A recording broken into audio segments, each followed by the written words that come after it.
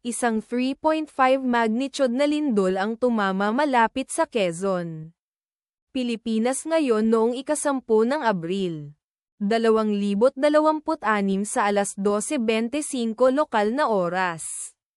O noong ika-9 ng Abril, 2026 sa 16:07 Coordinated Universal Time. Tulad ng iniulat ng EMSC sa website nito, ang lindol ay matatagpuan sa napakababaw na lalim na 10.0 na kilometro sa ibaba ng ibabaw. Sa mga coordinate latitude 13.66 at longitude 122.63. Ang eksaktong magnitude, epicenter at lalim ng lindol ay maaaring baguhin sa loob ng susunod na ilang oras o minuto habang sinusuri ng mga seismologist ang data, at pinipino ang kanilang mga kalkulasyon, o habang inilalabas ng ibang mga ahensya ang kanilang ulat.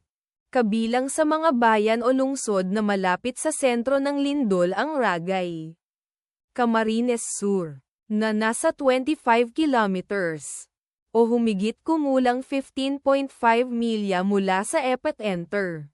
Del Gallego, Camarines Sur, na nasa 29 kilometers, o humigit kumulang 18.0 milya ang layo. Ginyangan, Quezon, na nasa 32 kilometers, o humigit kumulang 19.8 milya ang layo.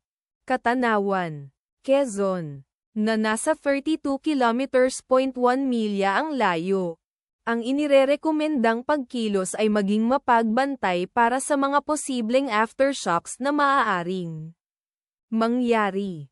Ang taya ng panahon para sa lugar na malapit sa epicenter ngayong araw ay inaasahang magiging bahagyang maulap sa buong araw. Ipagdasal natin na ang lindol na ito ay hindi magkaroon ng malaking epekto sa ating mga kapatid doon. At wala ng lindol. Amen.